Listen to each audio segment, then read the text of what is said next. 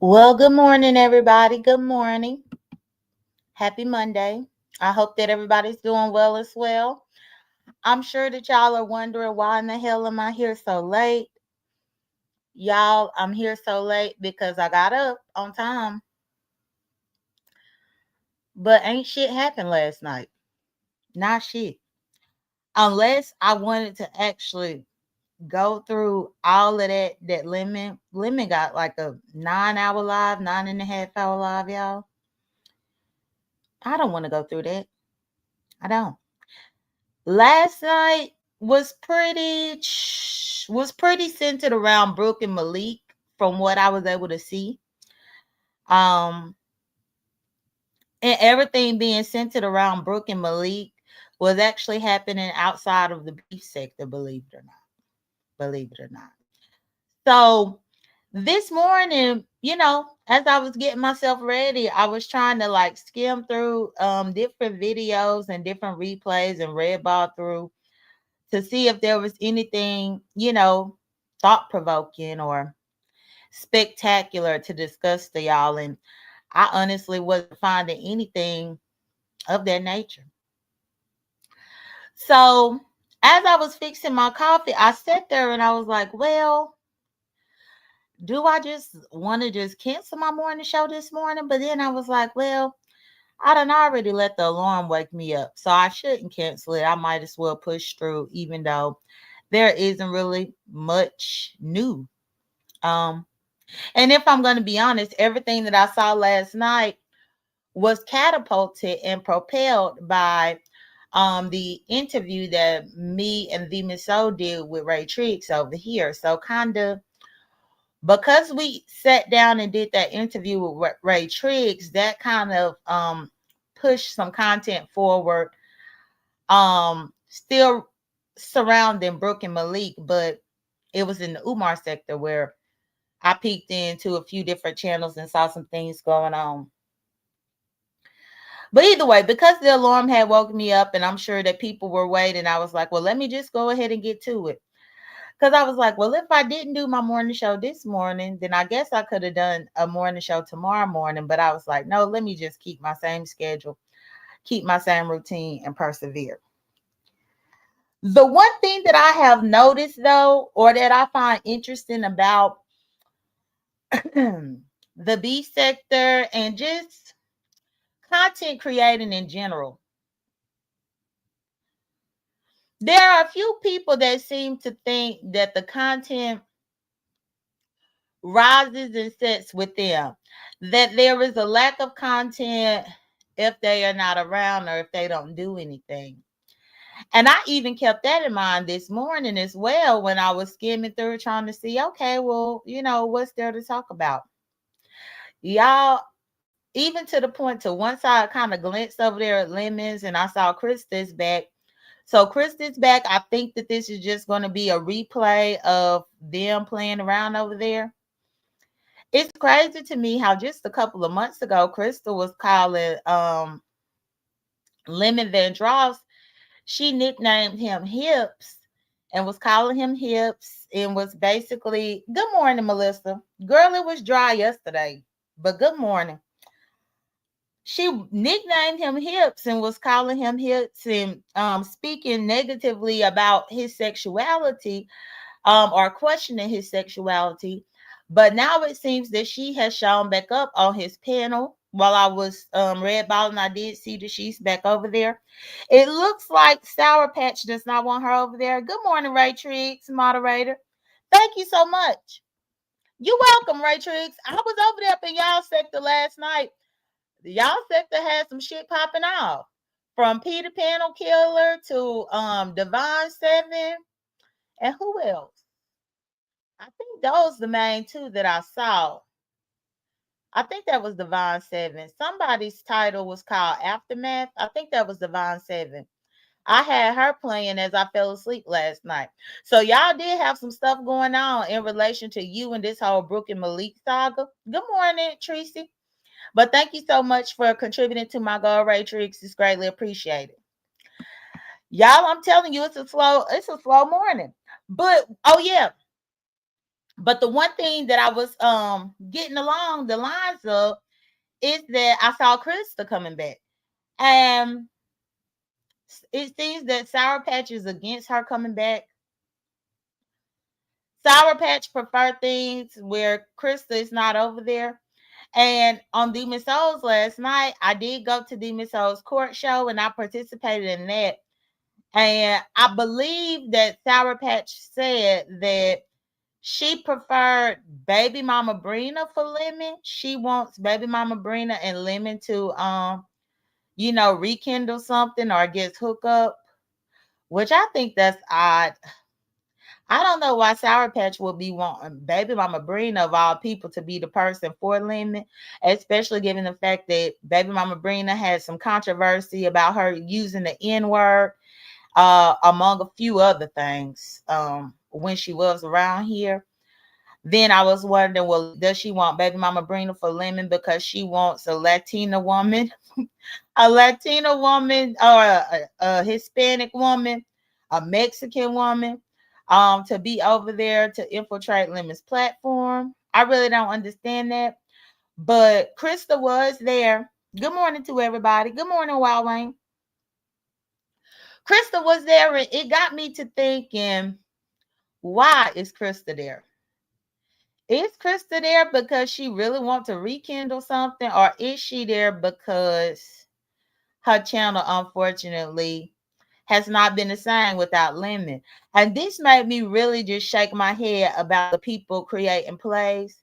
And that's another reason why I felt like there wasn't much for me to talk to y'all about this morning. Because if I'm going to be honest, I feel like the fact that Christa is showing back up after she is clearly spoken about Lemon's sexuality in a negative way and calling him hips and making fun of him and things like that, I feel like they are setting up a whole play. The fact that Christa is coming over there and Lemon is acting like he is still interested in her, even though we already saw how that went the last time, to me feels like them just setting the audience up for another fake ass situation. And that right there kind of puts a bad taste in my mouth because I'm really sick of the content not being authentic, and I'm sick of the content not being genuine and organic content. One of the things, good morning, Dolly Jean and Heavy Bear. One of the things that really took me aback just seeing her is because y'all, when they were first dealing with each other last year, at that particular time, I had not fallen out with Lemon yet.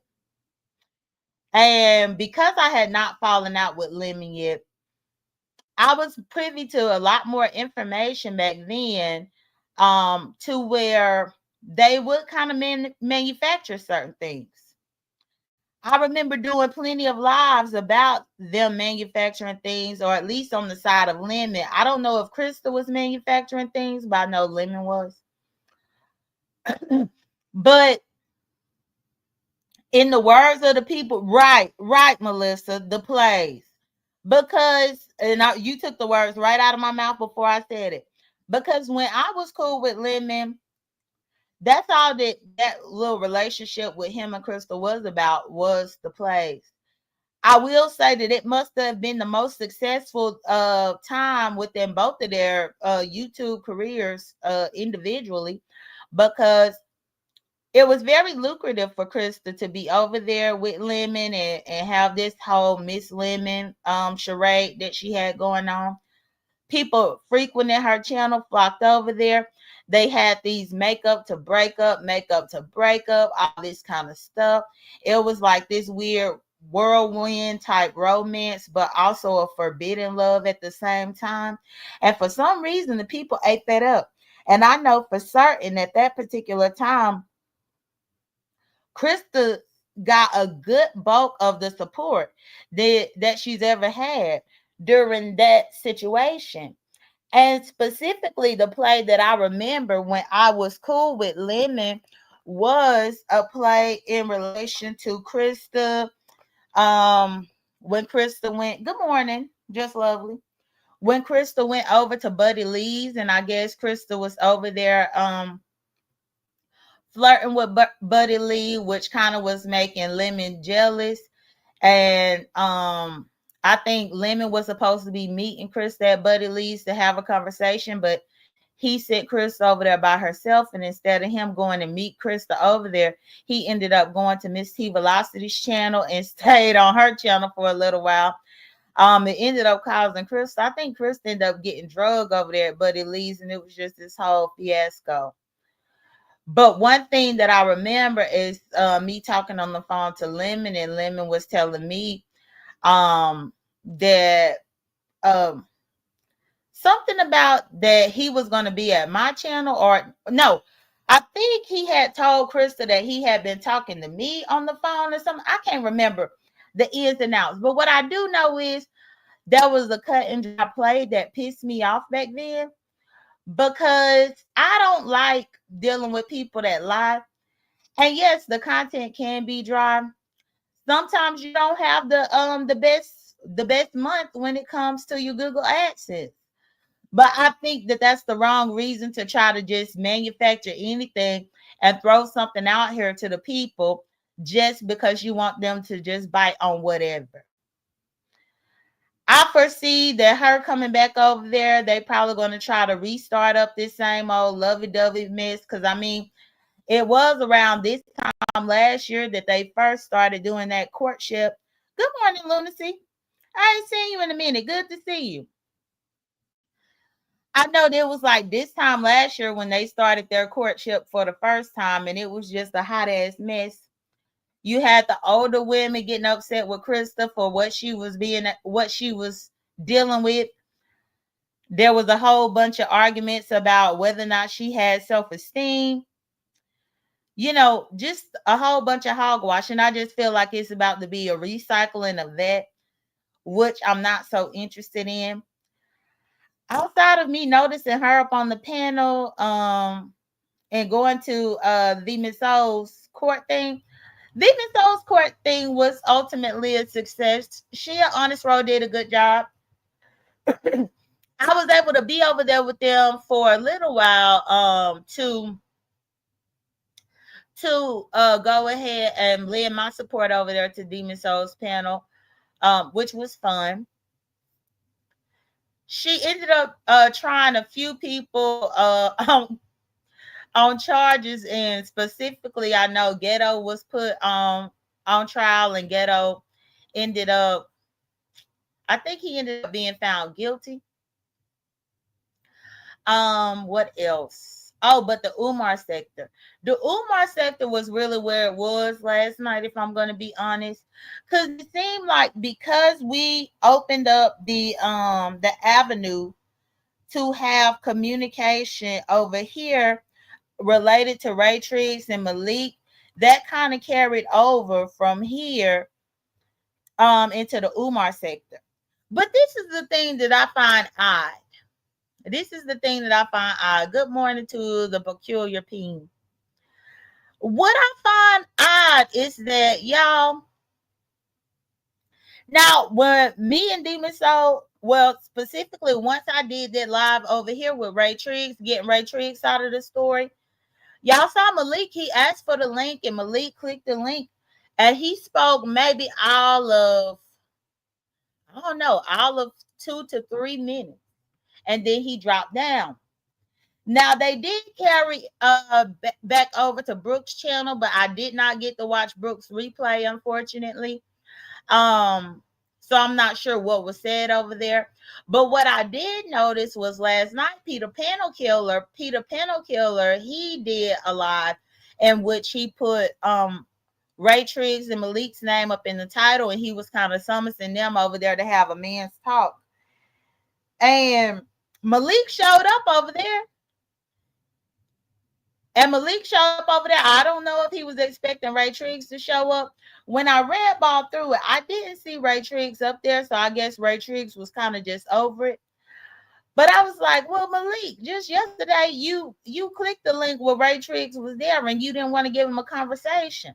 But a few hours later, you will click Peter Panel Killer to try to give a conversation over there. And my question is, why is that?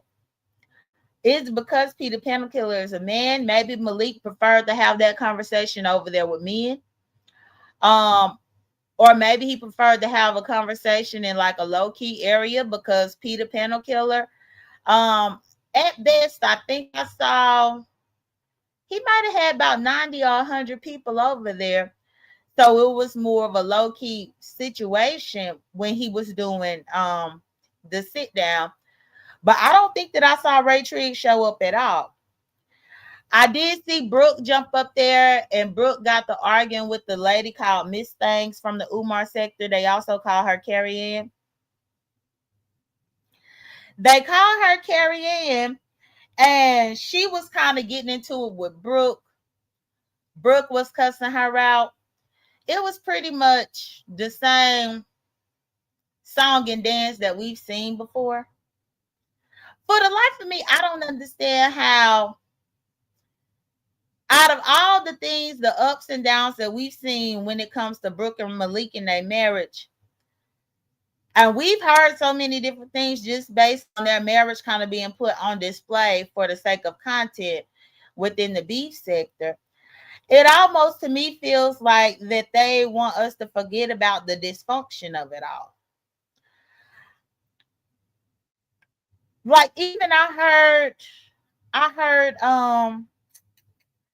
Carrie Ann and Brooke arguing, and now Brooke is saying that she never had sex with Dana J.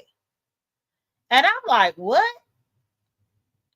Brooke is saying she never had sex with Dana J. And I know that for years they have stood on the fact that they had a sexual encounter in high school. For years, that has been the story that they presented out here, that they had a sexual encounter, because I'm thinking that they were each other's first and all of that. But then now, last night, now that things are under a microscope, she is backpedaling and saying that that never happened. Good morning, Pizarro. Good morning, Michelle. Good morning, everybody. Now she is backpedaling and saying that that never happened, that her and Dana J never had anything like that. And I'm like, you got to be kidding me. I've heard about that across all the platforms, the beef sector platforms, even in the R. Kelly sector platforms over there at Dana J's. I remember Dana J talking about it. I remember him speaking about the fact that him and Brooke were like each other's first back then. But yes, she changing the story now. And I'm like, why in the hell? Like, what's the point? And that got me to shaking my head. But Brooke was over there cussing out Carrie Ann. It was like a blow by blow, and she was just getting at that woman.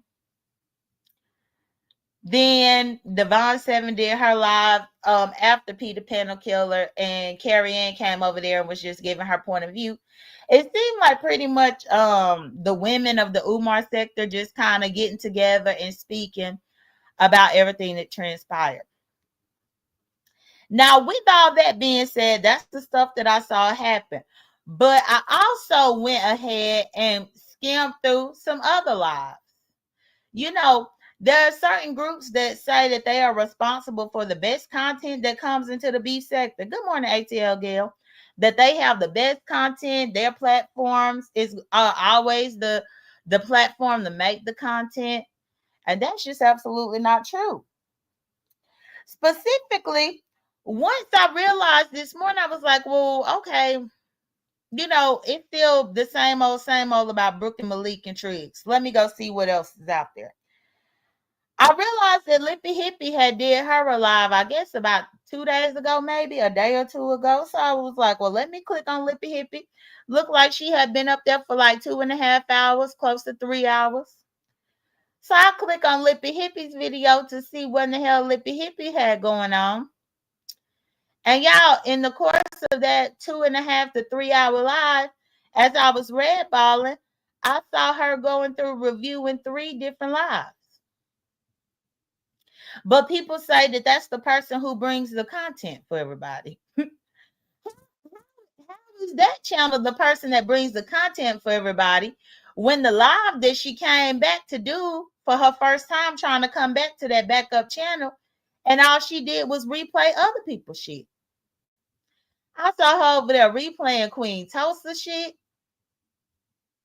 and I'm like, okay. And then I think she replayed Shakim, Billy Goat Raw stuff, and then she replayed Jay Wilson's.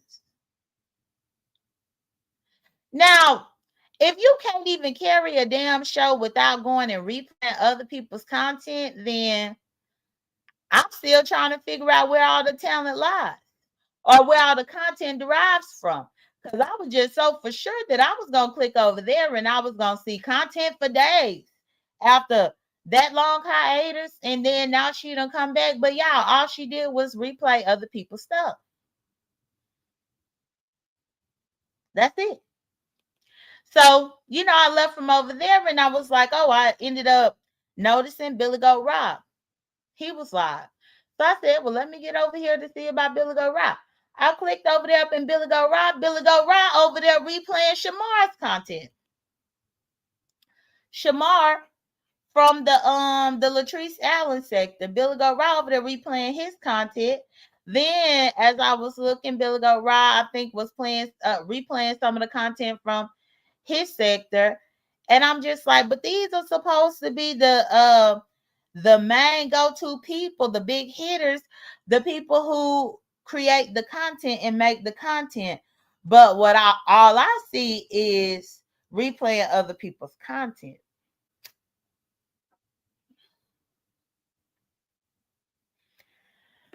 The most talented ones, at least based on what everybody says, are over there not really being talented at all. Then I heard Lippy Hippie saying that she only maintains a cordial YouTube ship with Jay Wilson because Jay Wilson allows her to use his content.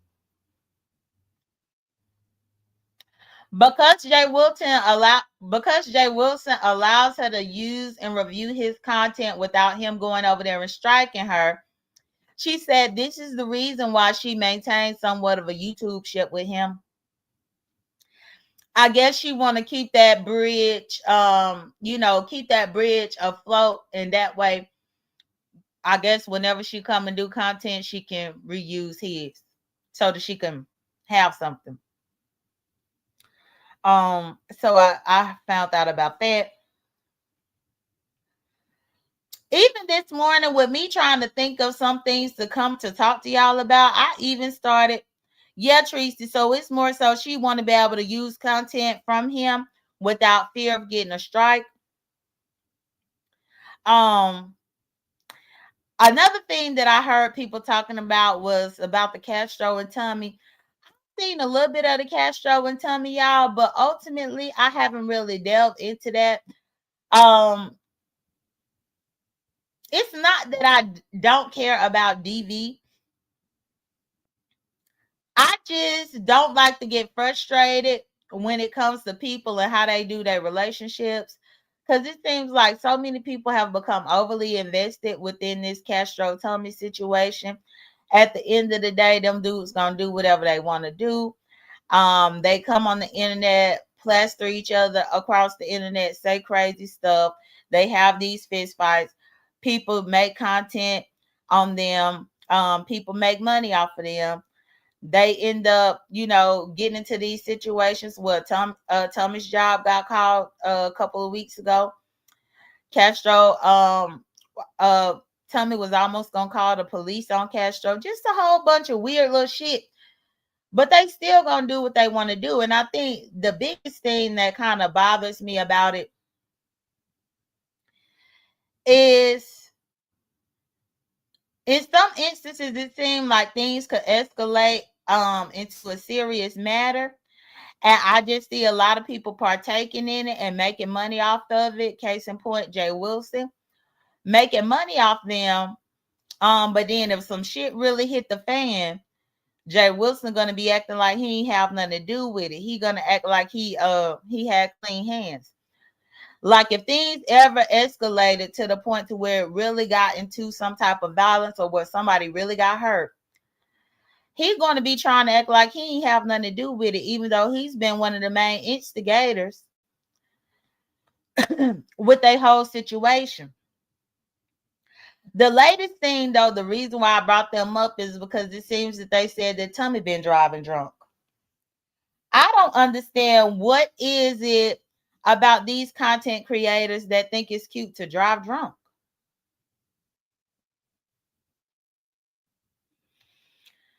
If Tommy over there driving drunk, we already saw Lemon be driving drunk, and I believe he still is driving drunk, Tracy. Even though you ain't seen it, I believe he is still driving drunk. I believe that's something that he probably do every day, drive drunk.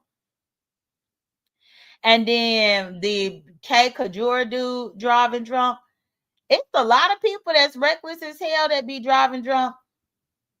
Now, I believe that Jay Wilson did some commentary at least to reprimand Tommy about doing that drunk driving.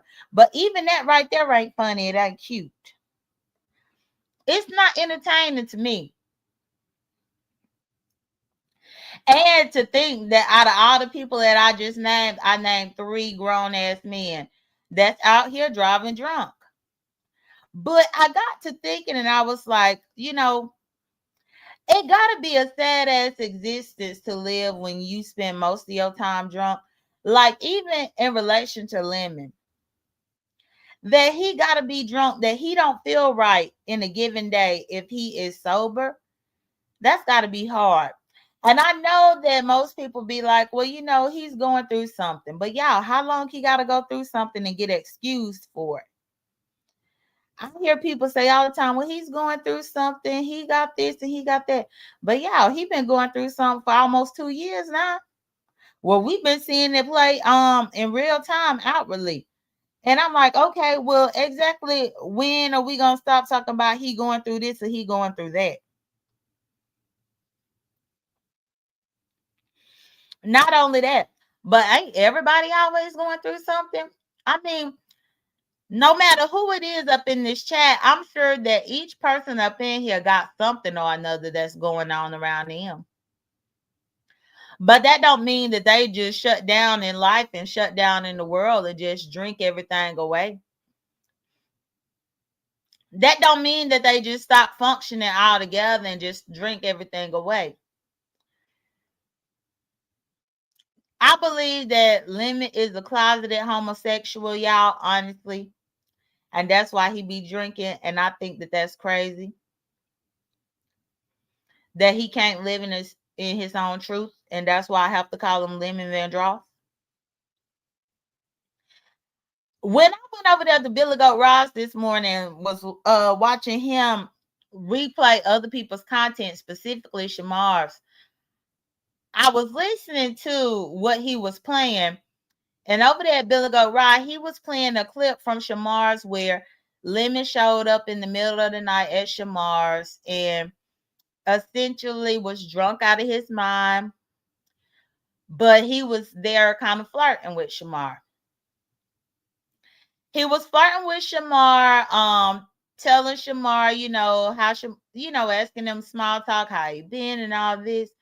Then he asked Shamar or invited Shamar to come to his Discord. But prior to asking Shamar to come to his Discord, he also was like, have you ever seen me on camera before? Have you seen me camped up? Have you seen me camped up? Have you seen me on camera before?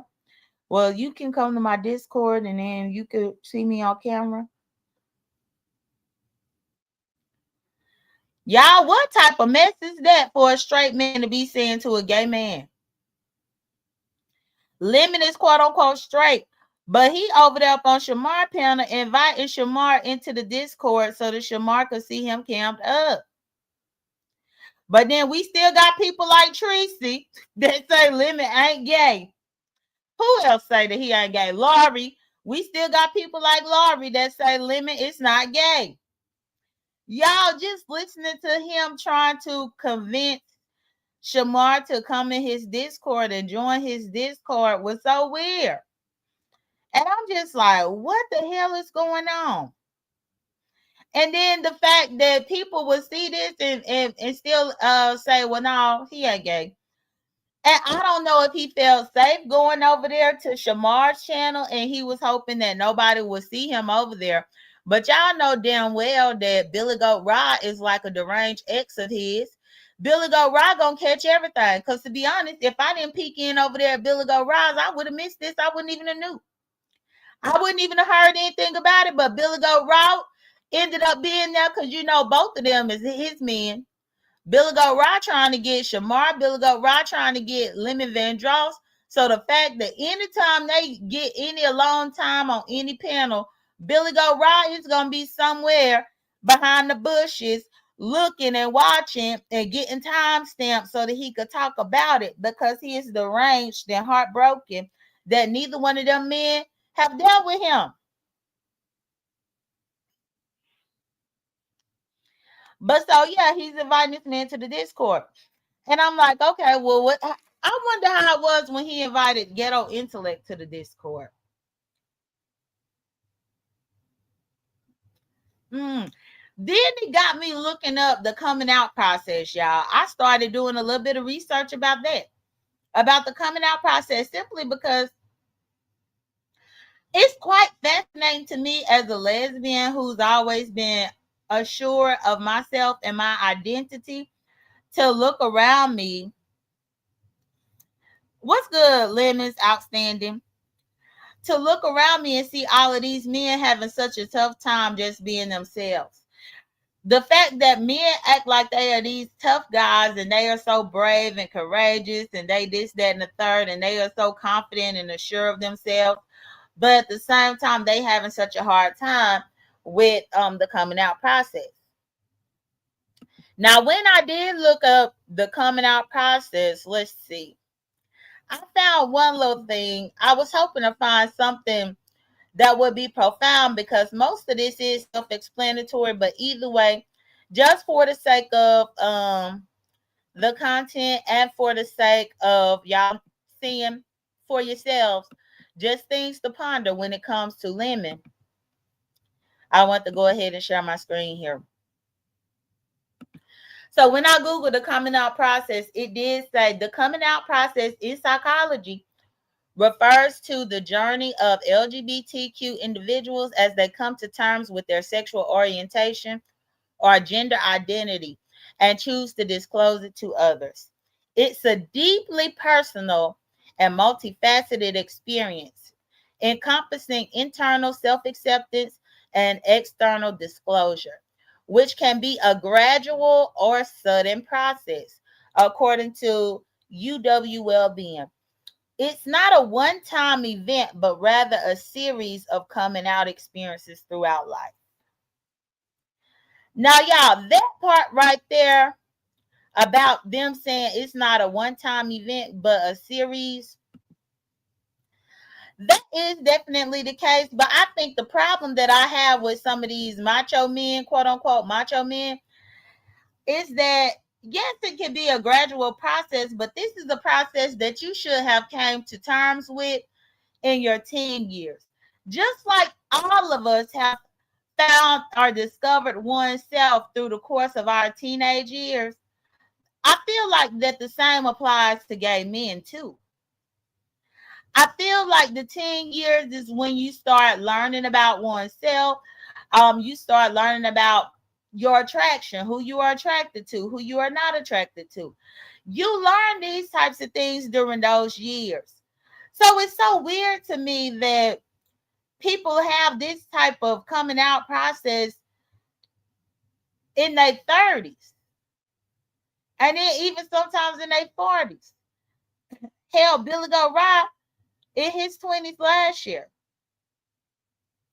This makes me wonder if this is the reason. Well, I know for certain that this is the reason why. The fact that it says the gradual process, step by step. Have y'all noticed that many of the times when people get pulled out of the closet or when they try to come out the closet, so many of them come out of the closet saying that they are bisexual first? Specifically, men are notorious for that. Instead of a man just coming out and saying he's a gay man, if at any point he is found out, he always say that he is bi. I hope that y'all understand that Men typically are not bi like that. A lot of the times these men are gay, but they prefer to cling on to the term bi because it's almost as if that softens the blow and the disappointment that follows with them coming out of the closet. And let me tell you what I mean.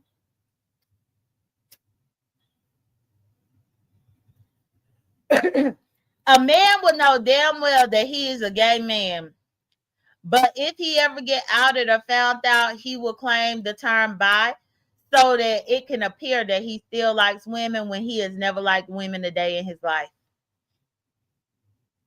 In many instances, a man will say that he is bi so that way he is not necessarily upsetting his family or his relatives so much because he still wants to leave some type of hope for them to think that he can bring them grandchildren.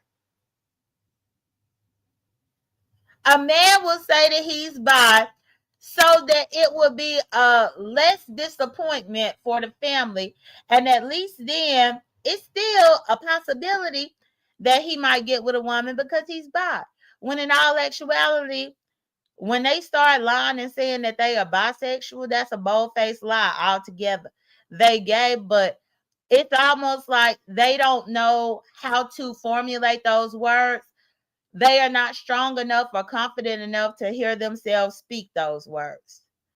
For them to actually have to sit with oneself and speak those words out loud, they don't even want to do it. So they will just live the lie and say that they are bi. Oh, Tracy said, I've never gave my opinion on whether Lemon is gay or not. I've said I really don't care. Oh, okay, Tracy. I guess it must have been just Laurie that said that he wasn't gay. And I would understand that you don't care. And you probably don't care. But the problem is, Tracy, why is it that he cares so much? That's the question. People around him can say that they don't care all day long. Just like Tracy says she don't care. It's a lot of people that be over there supporting him that say that they don't care. But the question is, why does he care so much? Why does he care so much to the point to where he just won't be honest?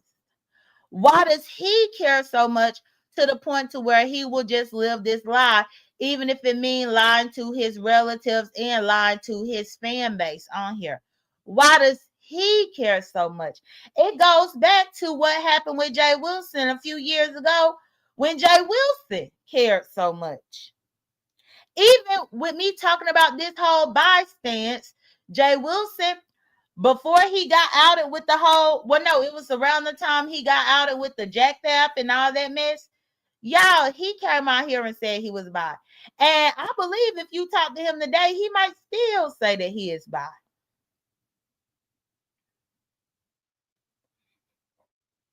Just Lovely said, I've never understood why anyone cares. Well, Just Lovely, I believe, and this is just my own belief, and I'm speaking outside of YouTube and outside of Lemon and Genuine.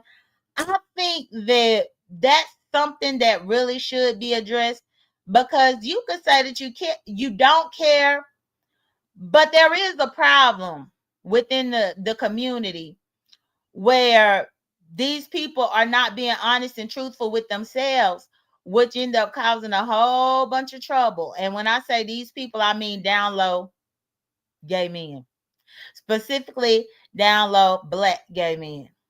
Because we could say that we don't care all day long and that we don't need them to come out. They don't have to say anything about it or let that be known until you wind up on the other side of a down low gay man and he fuck your life up, which happens all the time. Well, a down low black man, a down low gay man, been done fucked your life up, whether he end up giving you something that you can't cure, whether he end up pumping some babies into you only to leave you as a single mother while he end up going and be with his boyfriend. I mean, it's a lot of reasons why this type of deception is dangerous. It's a lot of reasons why I typically I typically prefer for people to be honest and truthful about what it is that they have going on. And especially when you can sit back on this application and try to down the next person for being outward and proud of who they are and being confident with who they are, but then at the same time you over there jealous and seething on the inside because you wish that you could be confident and you wish that you could love yourself. Because if we really gonna take it a step further into the psychology of it, the person who is in the closet in that way doesn't love their self, because you can't even accept yourself. You can't accept yourself, so ain't no way you can love yourself. The person, the down low black man, the down low man in general, is a man who doesn't even like what he sees in the mirror. The man who doesn't even like, but then he will mess up somebody else's life trying to live a lie.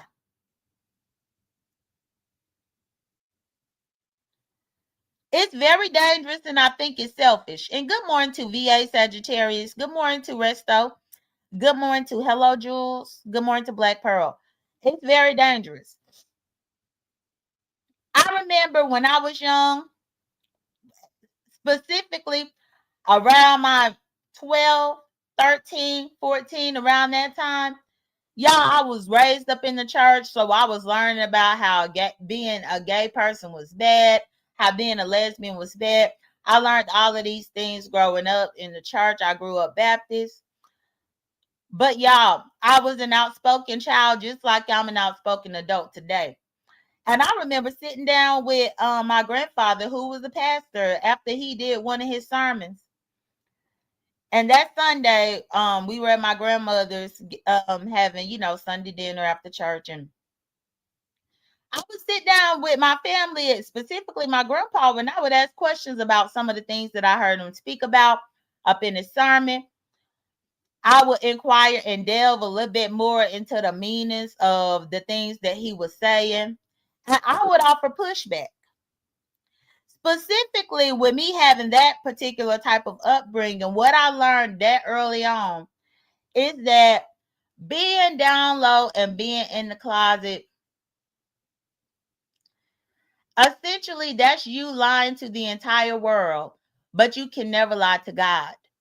And that is how I made peace with myself at that early age, to just love myself and accept myself as a lesbian.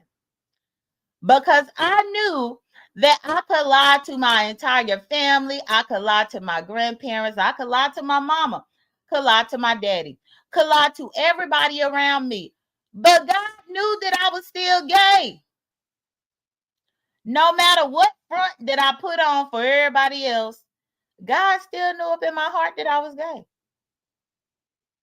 That's what made me make peace with it, because the main person that it's even, it matters to, I already know. The main entity, I already know. So might as well just own it. Not only that, as I was a teenager and I was growing up, and I realized like it was a couple of my teenage friends who ended up having teen pregnancies. And that gave me a different perspective of thinking, because I even thought to myself, I said, well, even if I had wanted to go and get married just because that's what, the church is telling me I'm supposed to do.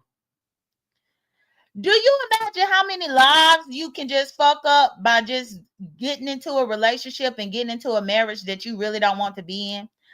Imagine being with somebody. Case in point, this was what I was saying. If I ever had been with a man just because the church was telling me to do it, first off, I really don't love his ass, so that's unfair to him. Second off, I'm going to hate my life each and every day because I got to put up this front and this facade that's really not true. So again, I'm lying to everybody around me.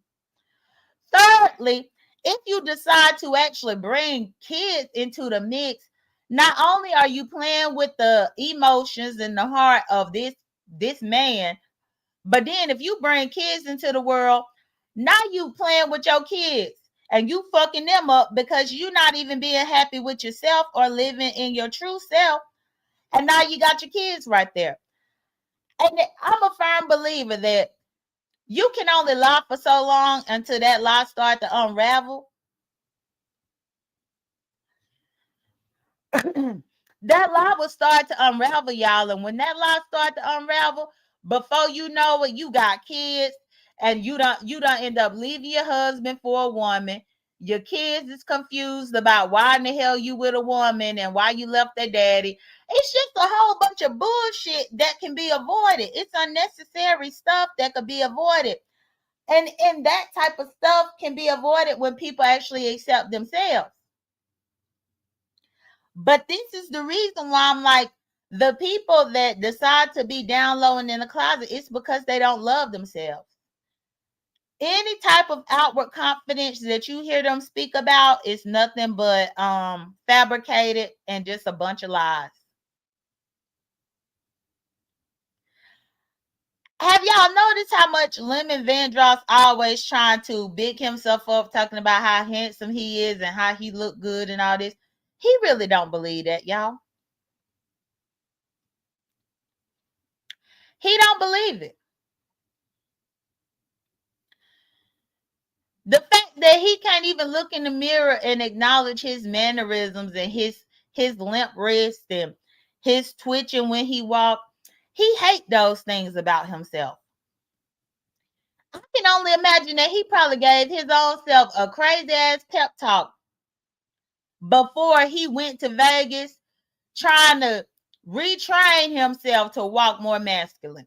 Y'all think I'm playing with y'all, but it's gay dudes and DL dudes that really go through that type of rigorous shit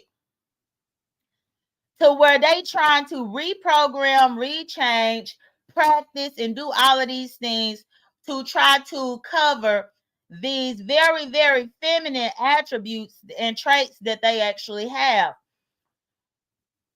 And they practice doing that. Same thing when it comes on the lesbian side of things. On the lesbian side of things, I witnessed, now see, for me, I really didn't care about breasts and all that kind of stuff. I wasn't one of those types of lesbians that didn't like my feminine features. But there are certain lesbians like the hardcore studs and stuff that from the time they young, they get in tight ass, and I mean tight ass sports bras to purposely use to hide their chest.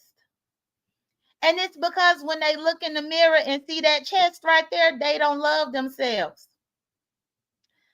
They could be outwardly looking like they the most confident somebody that you ever seen. They can talk a big game and talk about how they this and they that, and they could pull this and pull that.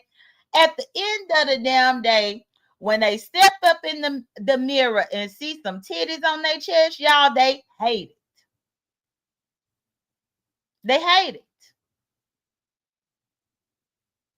This is the reason why that definition that I was giving y'all says that it's a gradual process that sometimes goes over and over. It takes time. It takes time because, yeah, you don't love yourself. So even the down low people, they don't love themselves. If they really love themselves, it would not be an issue with them just accepting who they are for what they are. But anyway, let me get back over here to my definition. So yeah, it says internal self-acceptance and external disclosure, which can be a gradual or sudden process according to the UW well-being. It's not a one-time event, but rather a series of coming out experiences throughout life.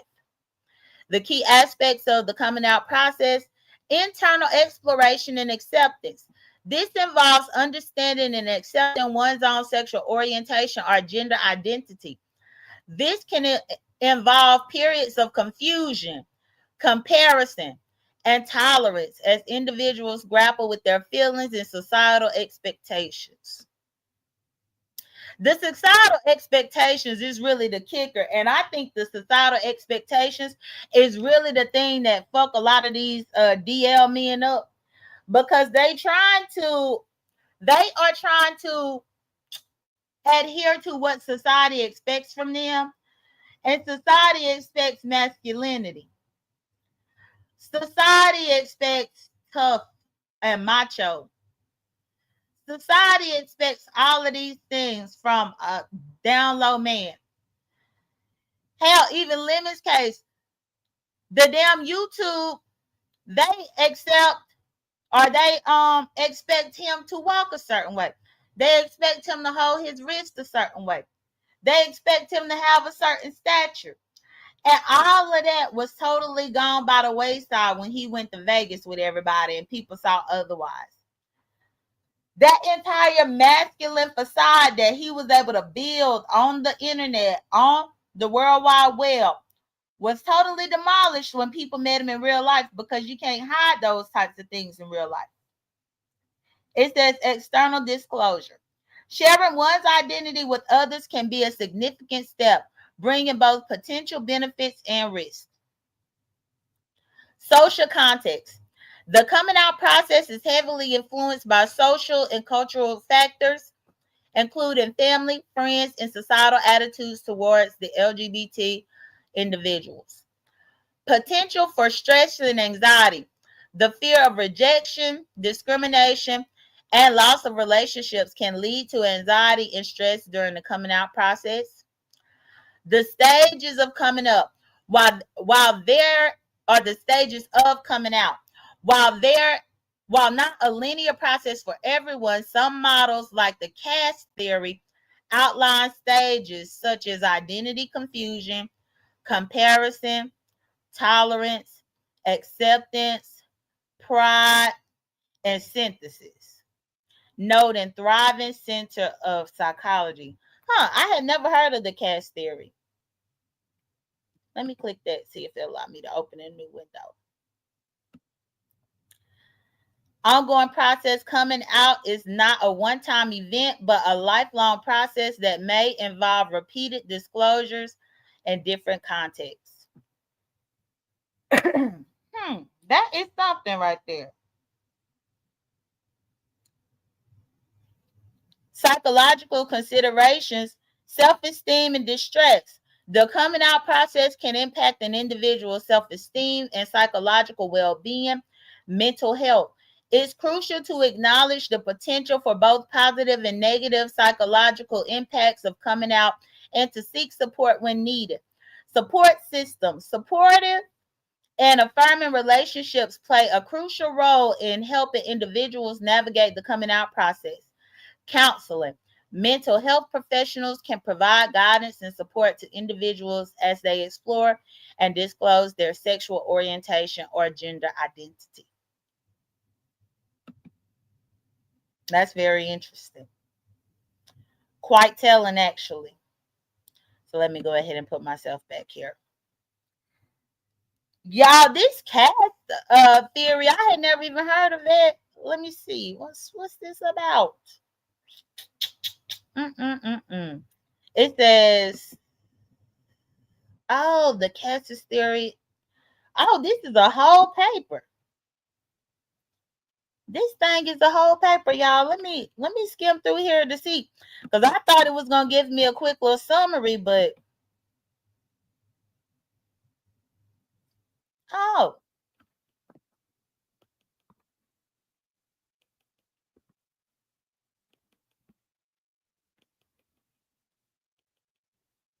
let me see if I can share this screen with y'all. So y'all, this is the other tab that I just opened up about that cast thing. But y'all, it's an entire paper written up on this motherfucker. Ain't that something? And my gay ass had never even heard of this. But y'all, look at these. These are the steps. The first stage is the pre-stage, the recognition that one should identify himself or herself as heterosexual becomes society taught. hold up, becomes society taught people to identify as one is characterizing this stage. So it's got pre-stage. Stage number one is identity confusion. Stage number two is identity comparison. Stage number three is identity tolerance. Stage number four is identity acceptance. Stage number five is identity pride. And stage number six is identity synthesis. Huh. Interesting. Now, based on these six stages, where y'all think Lemon is? Let's see. I would say Lemon is...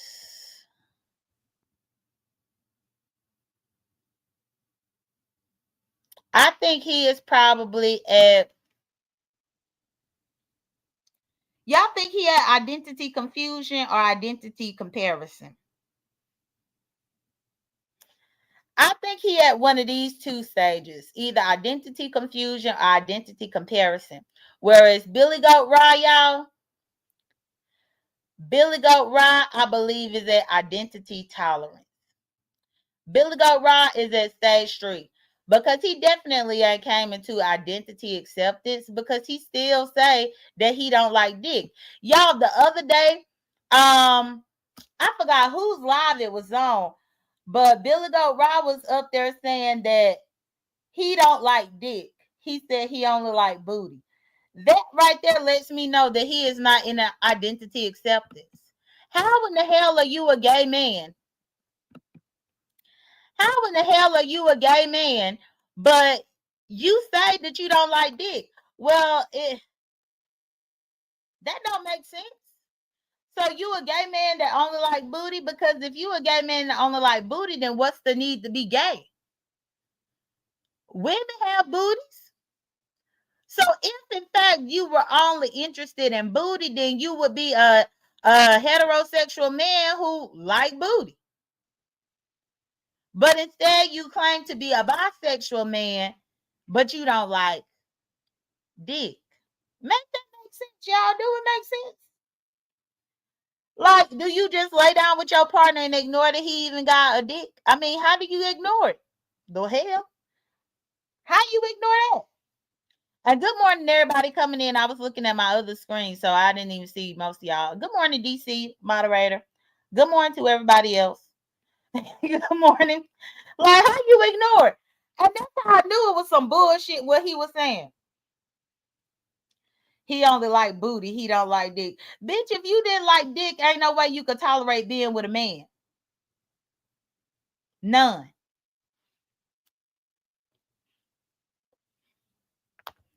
This is how you know that he not at the stage of identity acceptance. And it's a lot of these men that's like that. Not with identity acceptance. And to me, it seems that based what I saw, those 6 steps, they kind of move about like the stages of grief. Y'all know when you dealing with grief in life, when you dealing with grief in life, you know how you could get to one step and then you can sometimes backtrack 2 steps before. Like case in point, with all of the stages of grief, you know, you got anger, you got acceptance, you got bargaining, you got those types of steps. But you can go through the bargaining phase and be just fine and think that you progressing. But then you could slip back into the anger phase again. Then you could be at the anger phase for a month or two. And then you could end up being propelled to the acceptance part where you think you okay with it. Only for something to happen that could trigger you or remind you of the person that you lost. And then you end up backsliding into the sadness and the sorrow aspect of it. Essentially, it's not linear. It's a scale in which you can move back and forth between the different stages of grief over a period of time. And it looks like this particular model that I just showed y'all is essentially a model for sexuality and gender identity that people go through. and they can move back and forth in it. Which it does make sense. Hence why some of these men, they act like they, like, I mean, Billy Go Raw. Billy Go Raw, he act like he was, accepting of himself until he was questioned about whether or not he was a gay man, and he say he don't like dick. That's totally backsliding. That don't even make sense. They don't. He want to try to soften the blow of his sexuality and say that no, it's just booty that he like. That don't make no damn sense. How in the hell you say that you like booty, you don't like dick, but then what? You don't like vagina either. Like, as much as many of the times I hear people saying that people up in the B sector need to go lay down on somebody's couch, y'all down low people and closeted people really need to be laying on somebody's motherfucking couch. Bitch, if you don't take your confused ass and lay down up on somebody's couch so that you can stop confusing the entire world and lying to your audience and lying to yourself and lying to the people around you up in your real life, if you don't take your raggedy ass somewhere and get you a motherfucking medication so that you can go ahead and comprehend and understand who you are as a person. Because I found it hard to believe that anybody should be at the age of 30 and still not know who they are. Bitch, how in the hell did you get to the age of 30 not knowing who in the fuck you are? Then you wasted 30 years of life because you should have been figuring all that out before you reached the age of 20, in my opinion.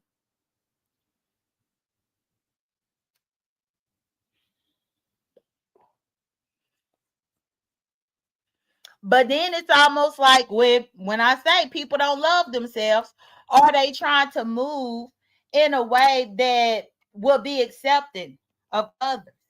And if you think about it, down low people are the real pygmies. Let's talk about a pygmy in the way that I hear people speak about it on YouTube. Those are the true pygmies. Because they will suppress and lie about the very essence of who they are as an individual to the core, just so that they could be picked in society. Come on. Come on, somebody. Somebody. They'll suppress who they are. Suppress their wants, their desires, their needs, in order for them to be picked in society. Let's not even talk about the down low people that have to be down low, especially in the workplace, y'all, where they know damn well that they might get looked at all types of crazy if they ever came out of the closet at work. If we're going to be honest and look at YouTube as us being 1099s on here, to a certain degree, this is the workplace for many people, especially for people like Lemon Van Dross. Good morning, Robin, moderator. Lemon Van Dross, this is the workplace for him. So now he feels like he can't be out at work because why? People gonna stop giving him a cash out. People gonna stop donating money. What, he gonna lose support? And that's another reason why I call him Lemon Van Dross, because Luther Van Dross had a hard time. For Luther Vandross to be who he truly was, Luther, a superstar, a great singer, a talented person, just an overall great musician. But he still hated himself, y'all. He hated himself.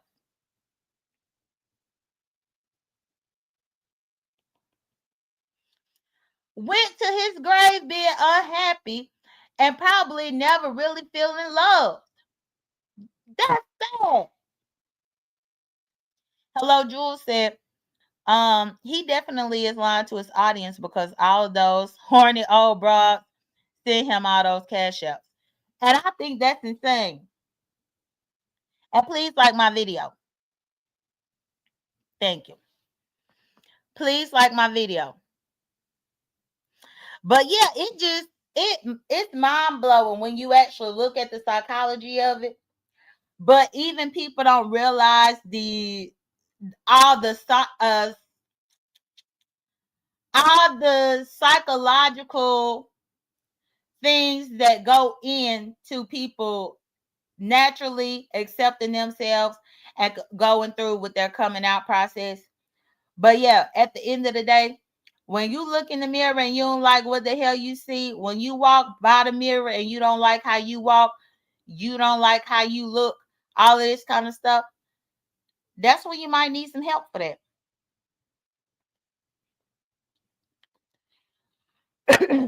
When you feel like the world will not accept you for you, therefore you refuse to accept you for you, so you don't accept you, so you lie to the entire world, showing something totally different than what truly is.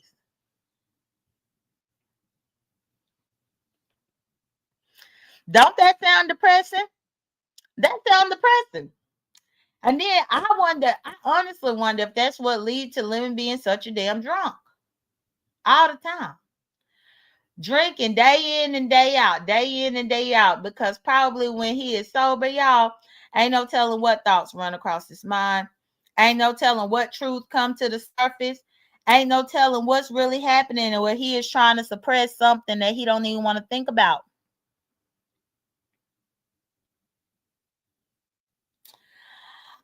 Scissor Court said, hi Jake and Jules. It's worse than you think because they pissed JC coming back and they teaming up. Which and that right there, Scissor Court. I know that Sour Patch was getting upset about it, but y'all, Christa is nothing but a tool and a ploy.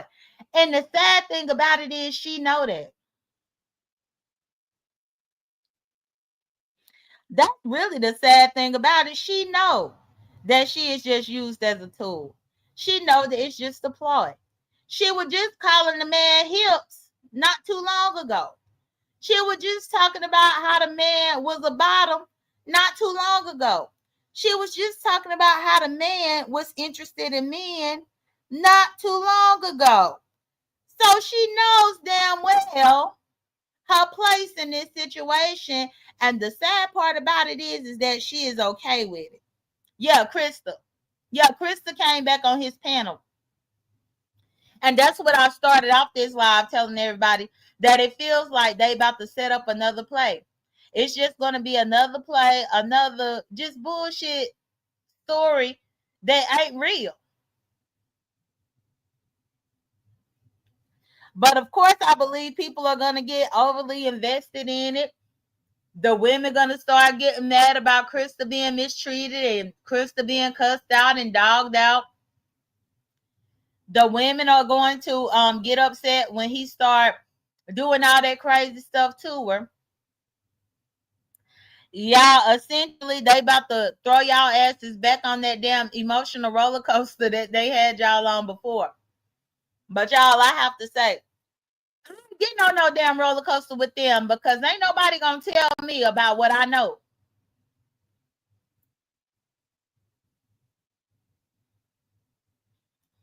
I can only foresee that this is gonna be more drama because, like I said, it's already drama between Christa and Sour Patch.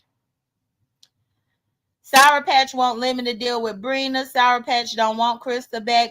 And y'all already know when Christa started coming around, then that's when Christa and Laurie started going back and forth. If y'all notice, both of them both are vying to be the little old hen over there with Lemon Vandross. As long as Laurie was able to be the little old hen over there by her damn self, she been happy as a lark. Even if he cussing her out and making her cry on the panel, she's still very happy. But watch, Christa coming back, I guarantee you something gonna kick up with them. I just don't think theirs will be manufactured because I think that they genuinely dislike each other. I think both of them genuinely are jealous of each other. Both of them are genuinely vying for the attention and the affections of Lemon Vandross. Both of them are genuinely in competition with each other. Because they say there can only be one 50-something-year-old over here up in this camp. There can only be one 50-something-year-old head lemonette.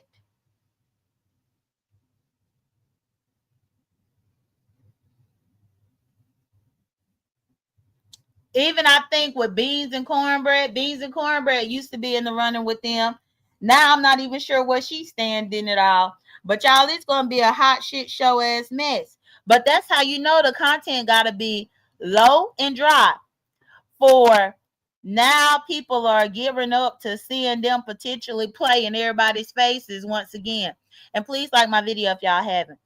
To see them play in everybody's faces and just throw these facades and stuff. And I'm just like, that's the problem with this 2.0 is because long ago were the days where people actually had genuine beefs or genuine issues with each other, genuine reasons why they disliked each other, justified reasons on why they disliked each other. Whereas now, y'all, they just making shit up as they go along. Whatever they think y'all want to see, whatever they think is going to cause a stir. And then just the fact, like what I said, I got over there and I heard Billy Goat Raw replaying Shamar's live where Lennon was up there inviting Shamar to the Discord to see if Shamar wanted to see him cammed up. Like that right there is a whole nother level. It's like what you want, what you gonna give him a private dance back there? What you about to do back there?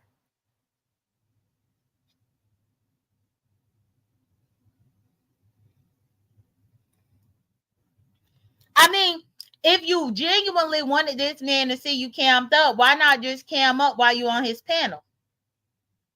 But then the question is, why exactly are you so pressed for this man in particular to see you camped up? What do you want to know? If he gonna like what he see? What is your hope or your intention for him to maybe want to shoot his shot?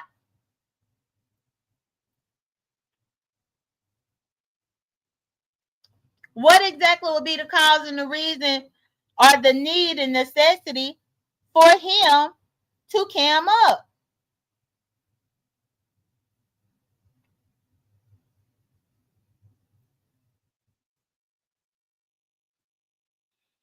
It's interesting. Oh, and y'all, one other thing that I did catch that I guess is worth mentioning to y'all as well. Y'all, so Trish has definitely got herself entangled in the Las Vegas sector. Which I mentioned that I think it was over the weekend I mentioned to y'all that she been over there with them, but like she really been over there with them.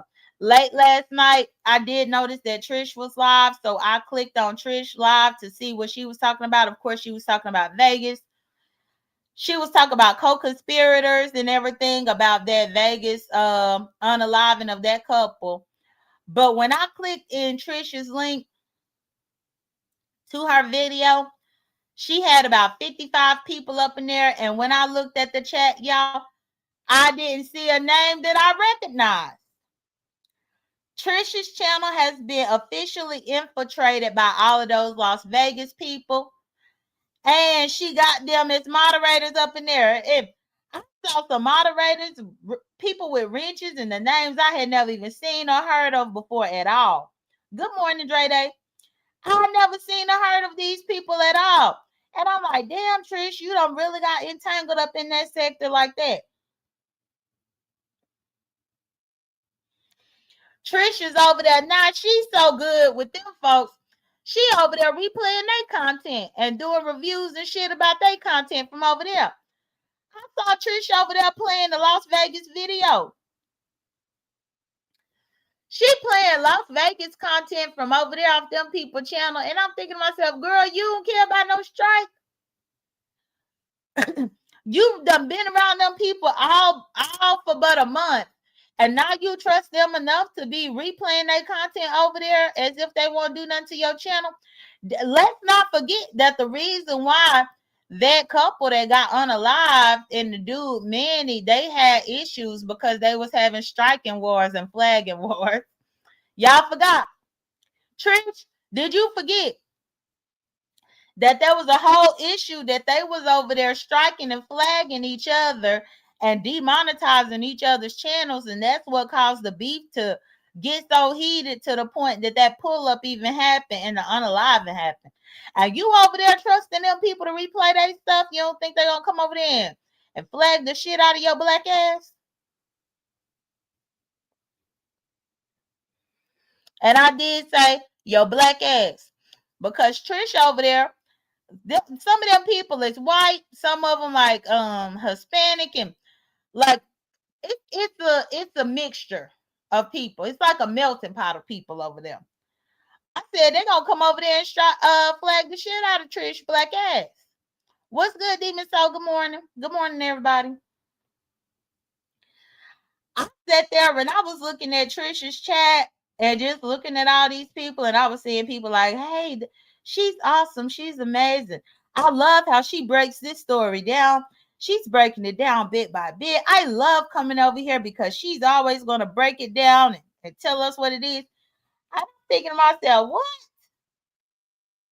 I'm like, Trish, you better not get in over your head. Don't get in too deep with them people. You don't know them. You don't know them. You don't know what they're capable of. You don't know if they're going to come over there and try to snatch your channel later. You don't know if they underneath the police investigation. You don't know if they underneath scrutiny by the Las Vegas Police Department. You don't know none of that. Why you over there playing with them people thinking that they're your friends? But y'all, I can't let Trish worry me. The one thing that I did say, though, is that it's been a while since I have actually went by Trish's channel and seen Trish's channel, fill up so quickly with people. And I said it's unfortunate that Trish is finally getting the support of like 55, 60 people now in her chat late at night. And it had to be all these strangers from the different sector. I just don't want y'all to fall asleep, because it's just like when Lemon was opening up them portals to new people and letting all these new people come in from the Umar sector, the Restos, the males, all of these people that came in. Well, now Trish don't open up the portal over there to these Las Vegas people. Good morning, the Lemon Effect. She done open up the portal to them, and I just don't know that that's the type of portal that we need open over here right about now. I mean, currently it seems like the Las Vegas sector is like a burning building. And I think Trish done ran her silly ass up in the burning building hoping to save some people. She might just fuck around and be up in that burning building and burn her damn self. Because I know that the police and the FBI and all the law enforcement, they investigating them people over there trying to get to the bottom of all this mess that happened with the Las Vegas. Yeah, they arrested the man that had something to do with it. But that ain't over. People are watching that sector. And I'm just like, Trish, why you getting so up close and cozy with them folks? Unless maybe she want to be a part of it. Maybe she want to be. Kind of like when Wiley got interviewed by the news about it. Maybe she want to be up close with them. Vimito, I don't know if it's going to do damage to her. I'm not sure. I just know that she needs to tread lightly with them people, because she don't know nothing about them. And like I said, she over there playing that content and stuff too, trying to have commentary. That's all I'm saying. Just got to be very, very careful. Trish, everybody ain't your friend, Trish. I don't know if she over there trying to use them to get numbers. And then I'm like, well, Trish, are you trying to join their sector? Are you going to try to revamp your content? What are you trying to do with them exactly? But I'm telling you, she got a very nice and cozy budding situation with them. And then it made me wonder if she went over there and lied to them about her owning a prison, or if she went over there and lied to them about her being an attorney. She went over there and lied to them about her having these petitions that enact change. I want to know what story she gave to them, what sack of lies she sold to them over there. What did she embellish to make these people start like coming over there and infiltrating her channel like that? And y'all know damn well as soon as she start mentioning us, then they gonna come over. When I saw Trish live, I had dropped down and gave my 2 emojis just to let her know that I was there. Didn't I was just saying, hey. And when I gave the emoji, she spoke to me, but she seemed pretty hesitant when she spoke. I think she was thinking, J.Dunn, please don't come up in here and start no bullshit with my new friends. like Trish was nervous when she was like, J.Dunn, hi, J.Dunn. And I think she was thinking, please don't come over here and start nothing with my new friends. Please do not tell my new friends that I be lying. Please. Demon Soul said the lemon trolls are fun. It's a lot of lemon trolls up in here, the lemon Vandross. And lemon Vandross troll said we'll talk in Discord later. You in Demon Soul Discord? I'm in Demon Soul Discord. Demon Soul, I glossed over your court show just very briefly. But mostly the majority of this live was me examining and analyzing the coming out process and how it relates to down low men, specifically Lemon, and then I Lemon Vandross, and then I also glossed over Billy Goat Rye a little bit as well. Oh, Demon Soul, I'm pretty sure she told them about Belize too. Ain't no telling what all she done told them people. These damn pipe dreams and fictitious things that she done probably already told them people. So I now Trish channel don't even feel like a beef sector channel, or at least not when it comes to her viewership and her audience. It don't feel like that at all. It feel like a whole bunch of strangers, and I just sat there and I was just watching her chat while she was talking, and I'm just like, wow. Not Trish over there talking about the co-conspiracies and who conspired to get that couple unalived, and she just up in there. I don't know. She touching some dangerous water that I don't want no parts with, but I will watch. But I just hope that she know what she doing, and I hope that she be careful. That's what I do know. But either way, y'all, like I said at the beginning of this live, last night was a pretty slow night. The Umar sector had the most really that was going on, but it was still related to Brooke and Malik.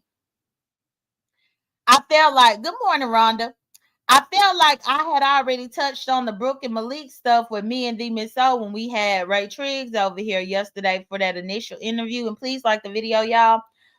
So for that reason, because we had already touched on Ray Triggs and Brooke and Malik, I really didn't feel like rehashing all of that as far as talking about what I saw in the Umar sector.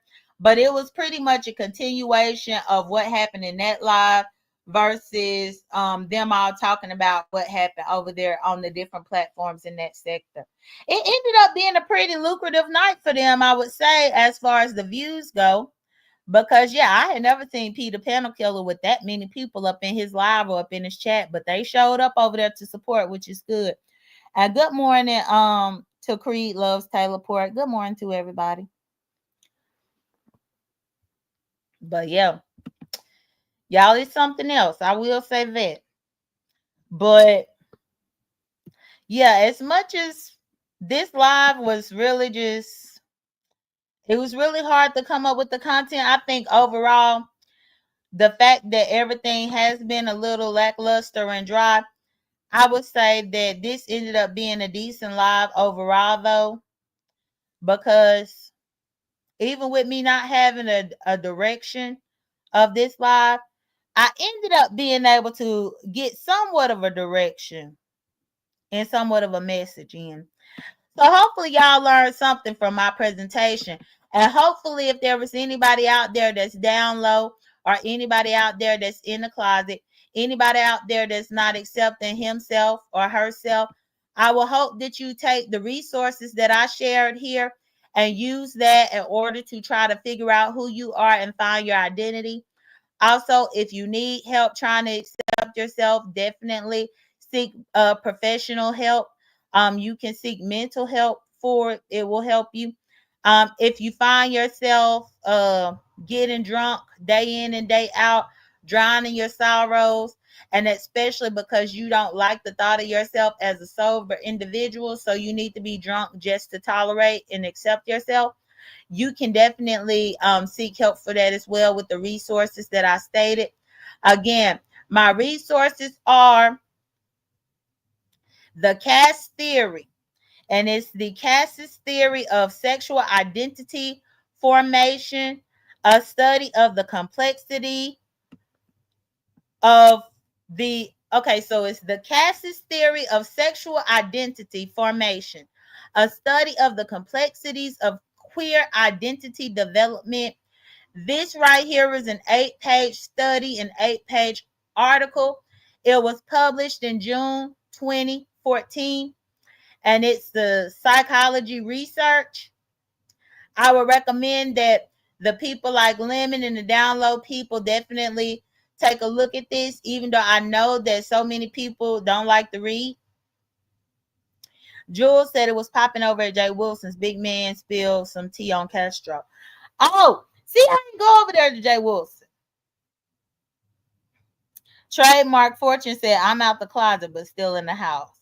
Well, I feel you, Trademark. Well, hopefully the resources will help you. That way, maybe you can get out the house one day. One day you can get out the house. But no, I didn't watch Jay Wilson's. I did see Big Man over there up on Demon Souls, where Big Man was conjuring up this story about him and Sour Patch having some type of relationship on Discord. But y'all, I couldn't take that seriously. Big Man always trying to put himself in some type of entanglement with somebody up on here. Somebody. But yeah, well, I'm an hour and a half. Thank the Lord I made it this far with this content, because yes, it wasn't too much to talk about. And even with me going to look at the people who typically have quote unquote the most content, all I saw them doing was reviewing everybody else's video. I saw them not producing new content, but reviewing everybody else's video.